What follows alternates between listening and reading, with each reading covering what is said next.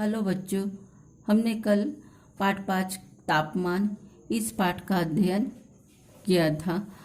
अब उसका आगे का भाग हम पढ़ेंगे और समझेंगे, ठीक है। इसमें हमने कल पढ़े थे कि तटीय क्षेत्र में दिन और रात में तापमान में ज़्यादा अंतर नहीं होता है, और लेकिन तटीय क्षेत्र में कुछ क्षेत्र में जो अंदरूनी क्षेत्र रहता है वहाँ का तापमान अधिक रहता है। जैसे तटीय क्षेत्र में तापमान कम रहता है तो विदर्भ की ओर तापमान श्रेणी में वृद्धि होती है। जैसे तटीय क्षेत्र में सम जलवायु पाई जाती है। जैसे मुंबई की जलवायु सम है तो नागपुर की अंदरूनी द्वीपांतर्गत प्रदेश में विषम जलवायु वहाँ पे पाई जाती है। क्या तुम जानते हो हरित गृह गैसों का प्रभाव? अपना जो वायुमंडल है, वायुमंडल में कुछ गैसें जैसे आर्गन, कार्बन डाइऑक्साइड आदि वो पानी का वाष्प जमीन से बाहर पड़ने वाली उष्णता को दीर्घ समय तक अपने में समाकर रख सकते। इन गैसों के कारण वायुमंडल की हवा का तापमान बढ़ जाता है। वायुमंडल की इन गैसों की मात्रा का बढ़ना जलवायु के परिवर्तन का कारण बन जाता है। इसी कारण से पृथ्वी के तापमान में वृद्धि हो रही है, ऐसा जलवायु वैज्ञानिकों का मानना है। जलवायु में हो रहा यह परिवर्तन सार्वत्रिक है, इसी को वैश्विक तापमान वृद्धि कहते हैं। जिन गैसों के कारण तापमान में वृद्धि होती है उन गैसों को हरित गृह गैसें कहते हैं। आपने देखे होंगे कि अपनी जो पृथ्वी है, पृथ्वी के ऊपर जो वायुमंडल में कुछ गैसें ऐसी होती है जिससे वहाँ की उष्णता बढ़ती जाती है और वायुमंडल हवा का तापमान बढ़ाते रहता है। और वायुमंडल इस गैसों की मात्रा बढ़ाना जलवायु के परिवर्तन का कारण होता है।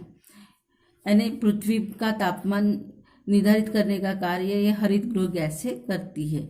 लेकिन जलवायु में हो रहा यह परिवर्तन सार्वत्रिक हमें दिखाई देता है। जिन गैसों के कारण तापमान में वृद्धि होती है उन गैसों को हरित गृह गैसें कहा जाता है। आपने उसके बाद में है देखो तो होगा क्या। मुंबई, नागपुर, श्रीनगर की दैनिक तापमान श्रेणी ज्ञात करो। ये हम कर सकते हैं। जैसे अखबार में रोज मुंबई का, नागपुर का, श्रीनगर का रोज का तापमान आता है, वो हम एक कागज पे रोज लिख के रखें तो ये स्तंभालेख तैयार हो जाएगा, ठीक है। उसके बाद में है तुम क्या करोगे। यहाँ पे एक दादी की बात बताई है कि दादी की तबीयत खराब हो गई है तो वो उसको कहाँ लेके जाएंगे। तो यहाँ पे उत्तर आएगा कि हम दादी को सातारा लेके जाएंगे और उनको गर्म कपड़े पहनाएंगे, अच्छा खाना देंगे और डॉक्टर के पास निरंतर उसको लेके जाएंगे। उसकी तबीयत हम देखेंगे, जांचेंगे और उसके हिसाब से उनको औषधि दवा दी जाएंगी। इसके बाद में है करके देखो। यहाँ पे 3 बच्चे दिख रही है। यहाँ पे उन्होंने ऊष्मा का वहन और ऊर्ध्व प्रवाह किस तरह से होता है ये यहाँ पे आपको करके बताया गया है कि एक गैस पे एक पतीला रखो, उसमें पानी भरो और उसमें कुछ बटन डालो और वो किस तरह से हलचल करते हैं वो यहाँ पे एक प्रयोग यहाँ पे करके दिखाया है। इसमें पता चलता है कि पानी के गर्म होने पर उसका प्रसरण किस तरह से होता है। तल का अधिक गर्म पानी ऊपर आता है, पानी के साथ बटन भी पानी की तरह सतह पर आ जाते हैं और ऊपर का ठंडा पानी तल की ओर जाने लगता है। इस पानी के साथ बटन भी नीचे जाने लगते हैं।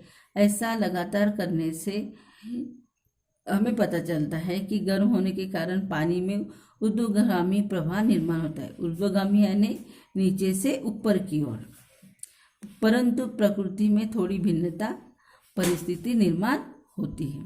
यानी इससे ये पता चलता है कि इसमें आकृति में क्या दिखा है कि गैस पर एक बर्तन रखो, उसमें पानी भरो और पानी भरने के बाद क्या होगा, गैस से नीचे से जो उष्णता आएगी तो उसमें सबसे पहले निचला भाग ये गर्म होगा, फिर बीच का, उसके बाद में एकदम ऊपरी सतह गर्म होंगी।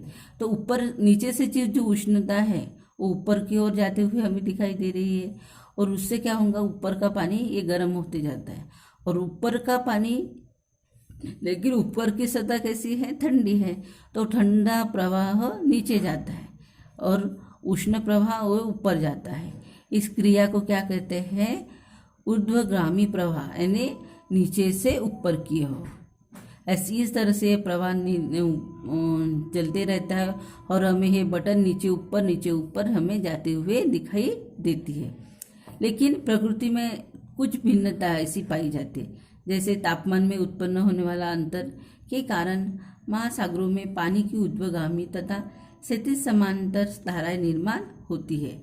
क्षैतिज समांतर धाराएं तापमान में उत्पन्न होने वाली अंतर, पानी की घनता में उत्पन्न होने वाले परिवर्तन और हवाओं के कारण बनती है। ये सागरीय धाराएं विषुवत रेखा से ध्रुवीय प्रदेश और ध्रुवीय प्रदेश से विषुवत रेखा की दिशा में बहती है। हमने देखे थे कि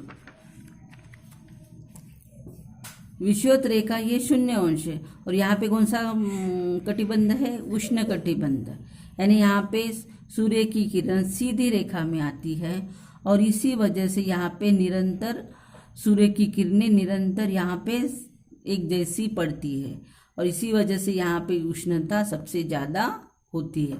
और उसके बाद 0 से 23 अंश में यहाँ पे उष्णता थोड़ी तिरछी, यहाँ पे रेखा कैसी पड़ती है, सूर्य की किरणें तिरछी पड़ती है, और इसी वजह से यहाँ पे कुछ क्षेत्र ठंडा नम रहता है और कुछ क्षेत्र गर्म रहता है। उसके बाद 23 अंश से 67 अंश में यहाँ पे सूर्य की किरणें अति तिरछी पड़ती है, और इसी वजह से यहाँ पे शीत कटिबंध का वातावरण निर्माण होता है। और उत्तरी ध्रुव और दक्षिणी ध्रुव में यहाँ पे सूर्य की किरणें बहुत ही कम पड़ती है। तो इसी से हमें पता चलता है कि विषुवत रेखा ये ध्रुवीय प्रदेश और ध्रुवीय प्रदेश से विषुवत रेखा की दिशा में वो बहती है। जिस समय सागरीय धारा शीत कटिबंध से उष्ण कटिबंध की ओर जाती है, उस समय उष्ण कटिबंध के तटीय क्षेत्र का तापमान कैसे रहता है, कम रहता है। और जब धाराएं उष्ण कटिबंध से शीत कटिबंध की ओर जाती है, तब वहाँ की तटीय क्षेत्र का तापमान बढ़ता जाता है। इसके बाद पेज नंबर 27 की पढ़ाई नहीं करनी है, 28 की पढ़ाई भी नहीं करनी है। इसके बाद में है बताओ तो तापमापी की नली किस पर लगाई है। यहाँ पे देखो ये सामान्य तापमापी इसमें इस आकृति में कहाँ पे दिखाई दे रही है, ये आधार पट्टी पे लगाई हुई हमें दिखाई दे रही है। तापमापी की नली में कौन सा द्रव्य होगा, कौन सा द्रव्य है, पारा और अल्कोहल। आधार पट्टी पर अंकित संख्या क्या दर्शाती है, क्या दर्शाती है, वो तापमान दर्शाती है। तापमान में किन इकाइयों में मापा जाता है, सेल्सियस में या फिर फ़ारेनहाइट में नापा जाता है। ये देखो यहाँ पे दिखाई दे रहा है। उसके बाद तापमापी में दिखाई देने वाला तापमान कितना है, +38 अंश सेल्सियस दिखाई दे रहा है हमें। यह तापमान किस ऋतु का होगा, ये तापमान ग्रीष्म ऋतु का है। हवा के तापमान का मापन करने के लिए अलग अलग प्रकार की तापमापियों का उपयोग किया जाता है। तापमापी में पारा अल्कोहल का उपयोग किया जाता है। पारे का हिमांक बिंदु -39 अंश सेल्सियस है, तो अल्कोहल का हिमांक बिंदु -130 अंश सेल्सियस है। ये द्रव तापमान के परिवर्तन के प्रति संवेदनशील होते हैं, और इन द्रवों की सहायता से तापमान के -30 अंश सेल्सियस से लेकर +55 अंश सेल्सियस तक का अंतर आसानी से देखा जाता है। तापमान अंश सेल्सियस अथवा अंश फ़ारेनहाइट इकाई में मापते हैं। तापमापी पे दर्शाए अनुसार मापन 0 अंश सेल्सियस अथवा अंश फ़ारेनहाइट के रूप में बताते हैं।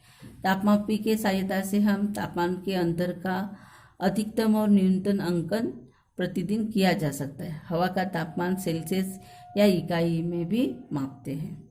तो इस तरह से ये आकृतियाँ आपको कॉपी में भी बनानी है। उसके बाद में है थोड़ा विचार करो। निम्न स्थानों पर भ्रमण करने के लिए हम किस ऋतु में जाएंगे? जैसे गोवा में हम ग्रीष्म ऋतु में जाएंगे, चिखलदरा में भी ग्रीष्म ऋतु में, चेन्नई में शीतकाल में जाएंगे, दार्जिलिंग में ग्रीष्म ऋतु में, एलोरा शीतकाल में, और आगरा में भी हम शीतकाल में जाएंगे क्योंकि वहाँ का वातावरण बहुत ही अच्छा रहता है। ठीक है बच्चों, आज के लिए इतना ही।